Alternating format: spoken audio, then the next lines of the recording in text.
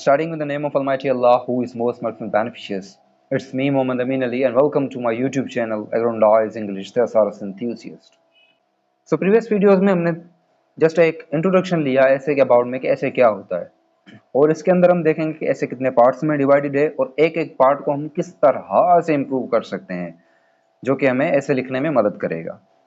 अब आते हैं, पहला पार्ट क्या है, इसका वर्ड है, और दूसरा सेंटेंस। ये दो ऐसे पार्ट्स हैं जो स्टूडेंट्स को खुद को इम्प्रूव करने पड़ते हैं। अगर कहीं आप सीखने भी चाहते हो ऐसे, तो ये जो पार्ट्स हैं, वर्ड्स और सेंटेंसेस, ये स्टूडेंट्स को खुद को इम्प्रूव करने पड़ते हैं। अगर टीचर आपको सिखा भी रहा है, अगर आपको पढ़ा भी रहा है टीचर, तो वो पैराग्राफ्स पढ़ाएगा, आपको ऐसे पढ़ाएगा, मगर आपको वर्ड्स और सेंटेंसेस तो खुद बनाने, क्योंकि आपके पास इंटें होंगी तो आप सेंटेंसेस बनाओगे, यानी वर्ड्स होंगे तो आप सेंटेंसेस बनाओगे। सेंटेंस का स्ट्रक्चर आपको पढ़ना पड़ेगा। अब आइए देखते हैं कि वर्ड्स को पहले किस तरह से हम इम्प्रूव कर सकते हैं, एनहांस कर सकते हैं, या बूस्ट कर सकते हैं, या ग्रैंडाइज कर सकते हैं। तो वर्ड्स यानी कि वोकेबलरी। वोकेबलरी क्या होती है? एक स्टॉक ऑफ वर्ड होता है, यानी कि एक न्यूमेरिकल एस्पेक्ट होता है। ज़्यादातर आपने सुना होगा कि अब कभी भी किसी से एडवाइस लेने जाते हैं तो वो आपको कहते हैं कि आप डॉन जो है वो रेगुलर बेसिस पे पढ़ें, डॉन के 3-4 आर्टिकल पढ़ें। यस, दैट्स गुड, मगर इससे आपकी वोकेबलरी जो है, यानी कि न्यूमेरिकल एस्पेक्ट जो है आपका, वो बढ़ रहा है, जो कि आप क्रैमिंग कर रहे हो, आप रट्टा लगा रहे हो, और वो कभी कभार आपके यूज में भी नहीं आ रहा होता, यानी कि 90% वो आपके यूज में नहीं आता। तो हमने इसका अल्टरनेटिव निकाला कि किस तरह से हम अपनी वोकेबलरी को एनहांस करें। तो वोकेबलरी की जगह पे हमने डिक्शन ला के खड़ा कर दिया। डिक्शन क्या होता है? Option in word choices, option in variety of word choices, replacement of common word with uncommon. यानी कि हम रिप्लेस कर देते हैं। रिप्लेस कैसे करते हैं? कोई जो है कॉमन वर्ड होता है, वो हमने पहले लिया, उसको हम अनकॉमन के साथ रिप्लेस करते हैं, यानी कि सिनोनियम उठाते हैं उस वर्ड का। जैसे कि इंक्रीज है, इंक्रीज का हमने कोई सिनोनियम उठा लिया जो अनकॉमन होगा, इससे रिप्लेसमेंट हो गई। तो इस तरह से हम अपने वर्ड्स जो हैं वो इम्प्रूव कर सकते हैं।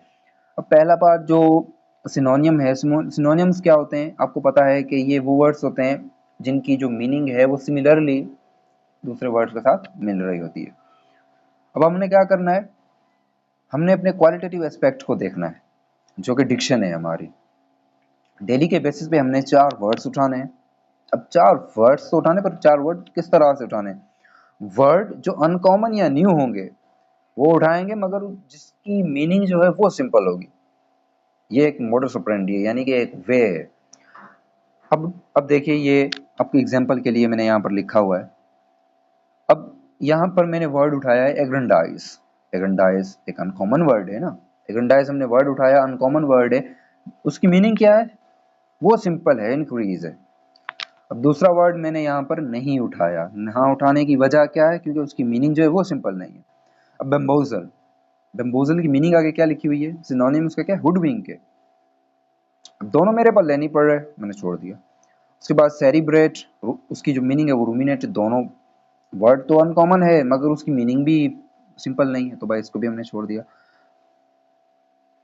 तो उसके बाद आते हैं एमिलुरेट।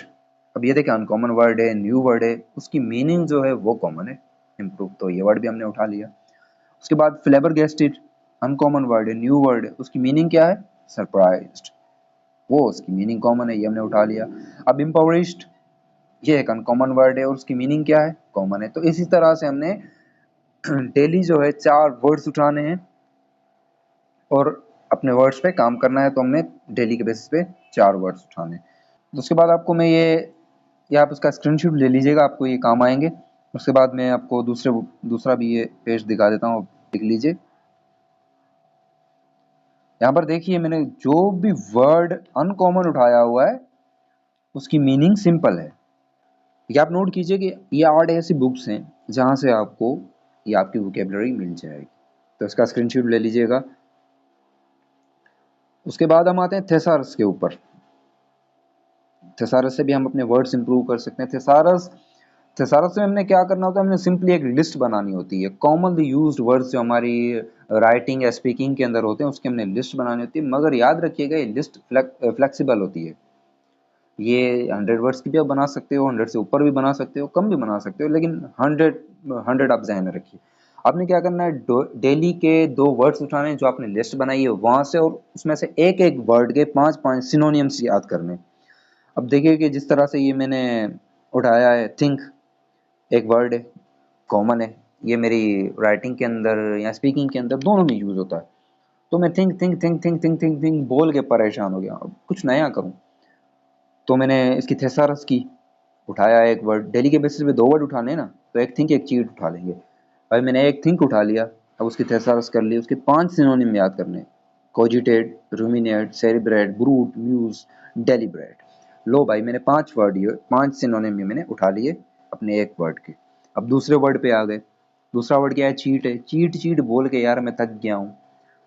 अब इसका भी अल्टरनेटिव हमने 5 सिनोनिम इसके उठाने, ये हमारी थिसारस बन रही है, बिम्बोजल्ड, वुडविंग, बिगोइल, डिसीव, डबल क्रॉस।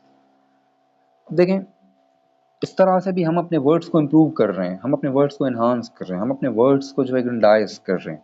देखें हम अगर डाउन पढ़ते हैं, हम अपनी वोकेबलरी को एनहांस कर रहे हैं या इम्प्रूव कर रहे हैं, तो वो हमारे यूज में नहीं आ रही। मगर इस तरह से जब हम थेसारस वर्ड्स की करेंगे तो वो वर्ड्स हमारी राइटिंग के अंदर यूज होंगे। अब हमने क्या करना है, 2 वर्ड्स उठा रहे हैं, 2 वर्ड्स में से एक एक वर्ड्स के 5-5 सिनोनिम याद करें, हम उसके यूजेज भी देखेंगे, हम उसके सेंटेंसेस भी बनाएंगे।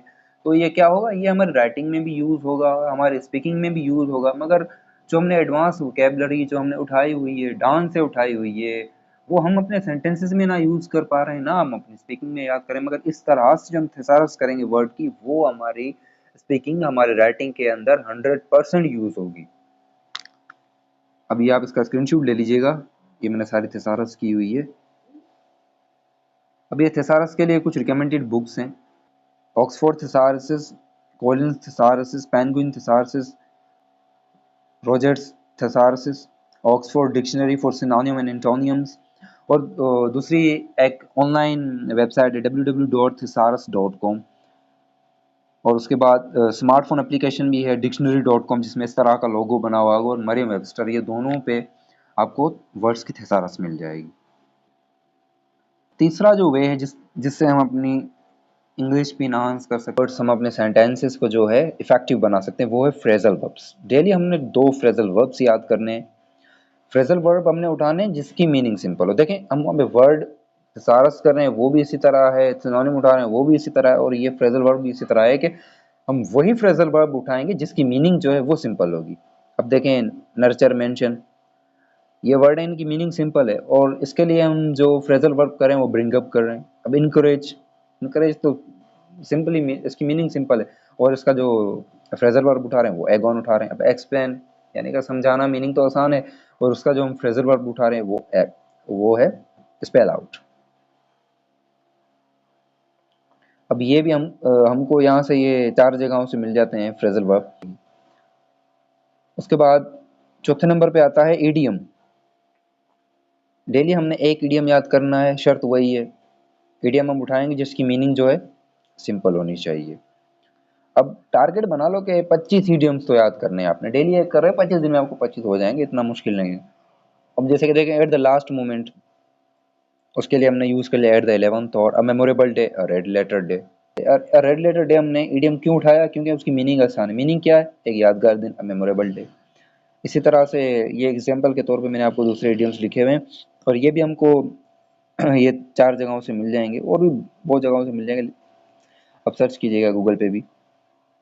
उसके बाद वन वर्ड सब्स्टिट्यूट है, ये डेफिनेशनल वर्ड्स होते हैं, टेक्निकल वर्ड्स होते हैं, ये टर्म्स होते हैं, जार्गन्स होते हैं, ग्लोसरीज होती हैं, और ये रिप्लेसेबल वर्ड्स होते हैं, यानी कि इनकी जगह पे कोई दूसरा वर्ड्स हम नहीं दे सकते। डेमोक्रेसी होता है, जैसे अरिस्टोक्रेसी, प्लूटोक्रेसी, डिक्टेटरशिप हो या मोनार्की हो गया, ये सारे वर्ड्स हैं, आप एग्जांपल के लिए मैंने दिया। और इससे हम क्या करते हैं, हम अपने सेंटेंस को भी शॉर्ट कर रहे होते हैं। किस तरह से, देखें एक सेंटेंस लिखा हुआ, Islam in a religion that believes in the existence of one God.